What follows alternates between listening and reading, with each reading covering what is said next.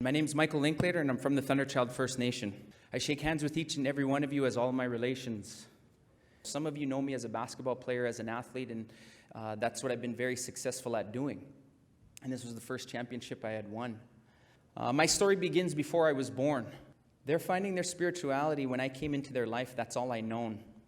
And growing long hair since I was a child, going to ceremonies, going to pipe ceremonies, going to round dances, feasts, having my name given to me.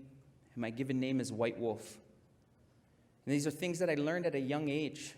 And if it wasn't for them, I wouldn't be here today.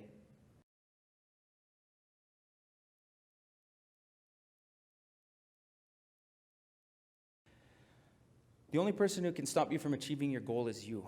And how we change the world, each and every one of you, how we change the world is by being the best person we can be.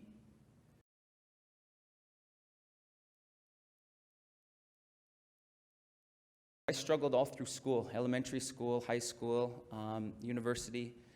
In elementary school, I was horsing around. I was that kid that just got on your nerves. That was me. But something that Maria had taught me was to always speak my voice. And that's something we as Indigenous people need to be doing. We need to speak our voice because our ancestors, my grandparents, were stripped of their voice. They were stripped of their language and their culture. So they instilled that into me to make sure that if there's something bothering me, that I need to voice that.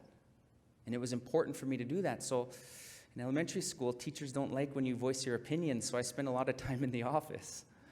So one day I was horsing around, not listening to my teacher, and he kicked me out of class. He's like, "Michael, go wait outside." So he finished off his lesson plan, then he comes outside. He's going to give me this talk about education. And I wasn't ready to hear this talk that he was giving me. And he says, "Michael, education's important. You need to go to school. You need to get a good job." And he looks at me and goes, "What do you want to be when you get older?" And I said, "I want to be a professional basketball player." Looked up at him with a big, bright smile. He looks down at me, he shakes his head. He goes, "Michael, you'll never be a professional basketball player. Don't you know there's kids your age in the United States who are 7 feet tall who are already dunking the basketball?" I just put my head down and I just made a note. And for me, I'm a very, very visual person. And when looking back on it and in my life, the way I visualize things is that I believe each and every one of us in here has a fire burning inside of us. And our kids, especially on reserves, are very fragile. And their flame is fragile. So when somebody tells you you can't do something, it either extinguishes your flame, or for me, I used those words of discouragement, turned it into firewood. And I made my fire grow bigger.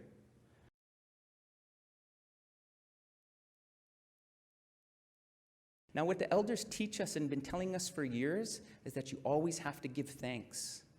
When we ask an elder to pray, the first thing they do is give thanks. Before an elder's feet hits the ground in the morning, they give thanks for that day. You know, gratitude reciprocates.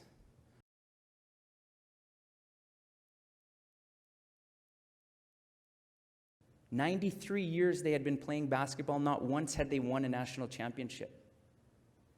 Now, whoever would have thought that some snotty-nosed little fuzzy-braid Indian kid from 20th Street would come to this prestigious university and not only win them a championship at the conference level, but at the national championship level.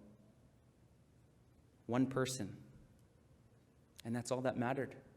I said to myself, I'm going to be worldwide. And I said these exact words, worldwide. And someone looked at me like, "Well, what do you mean?" I said, "I'm going to be worldwide." "Well, what do you mean?" I said, "I'm going to go everywhere." Like where? I said, everywhere. And so when I talk about visualization and me being a visual person, I didn't have one specific place in mind. I just saw myself going around the globe a couple times, going to every different place that I could. So when I got my passport, I said, I want to travel the world, but I want someone else to pay for it. And so for some of you who said, "Yeah, right, that's crazy, you can't do that," absolutely right, and that will never happen for you because that's what you believe. I believed that it was going to happen.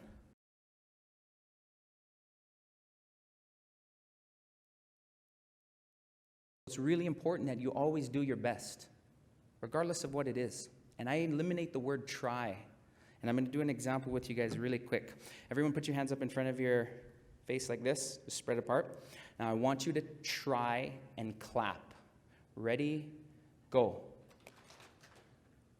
Okay, you're not listening. Linda, listen. Listen. I didn't say clap. Okay, listen. Put your hands up here like this. Now I want you to try and clap. Ready, go. Oh my gosh, they're not listening. You're not listening. I didn't say don't clap. Okay? I want you to try and clap. Ready? Oh no, whoa, whoa. Try and clap. Ready? Go. Okay. No, you're not. No. Forget it. This was something I learned in one of my service best training that I was doing. And it put it into perspective for me that there is no such thing as try. We're either doing something or we're not. But yet we use that in our vocabulary so much. And what that does is it sets us up for failure. And failure is good. But when I say, hey, can you help me out here? You'll be like, yeah, I'll try. I'll try. Can you help me out? But if you say, I'll do my best to make it out tonight and help you out. Now you've got to start to hold yourself accountable. Hey, can you come help me with my assignment? Can you come help me with my research? I'll try. The power of our words is phenomenal. So if we can start to change our vocabulary, it's going to start to change how we are and how we interact in this world. And when somebody asks me how I'm doing, I'm always making sure that I'm taking care of these, but I don't say good. I say I'm great. Things are awesome. Things are phenomenal. And guess what happens? Things continue to be great and phenomenal. When you think about when someone asks you something and you say, good, guess what continues to happen for you? Things continue to be good. So changing your vocabulary, changing what you're putting into this world.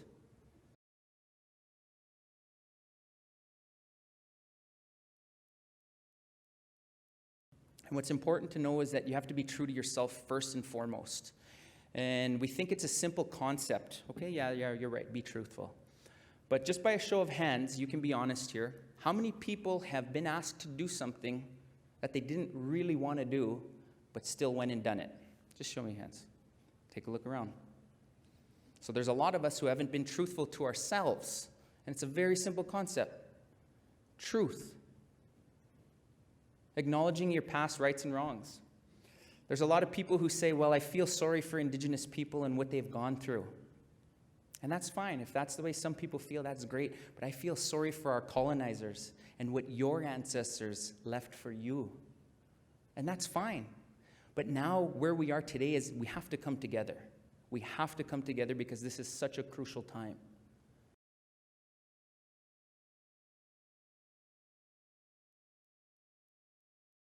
This holistic wellness that we as Indigenous people talk about, and there's multiple different ways of healing.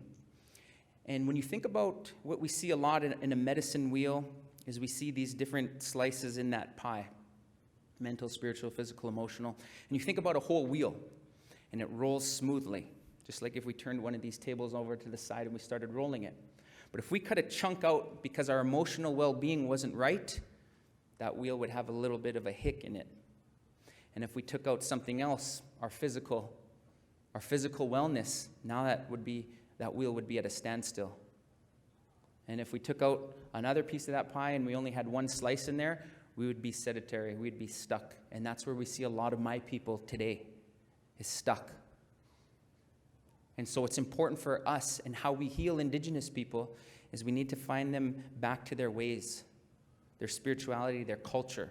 If I were to tell you that you're only going to get one vehicle for the rest of your life, one vehicle, that's it, there's no other ones that you're getting, you would probably take better care of that vehicle than you do the one you have now. You would treat it better, wash it more, clean it more, put in better gas, make sure that the regular maintenance is up to date. Now I'm here to tell you that you are in your vehicle that you're going to get for the rest of your lives. So it's important that if you haven't been taking care of yourself holistically, that it's time to start doing it now. Our health and our happiness are the most important things in life. And the most valuable thing in life is time. Something you can't buy and it's something you can't get back. So don't waste it.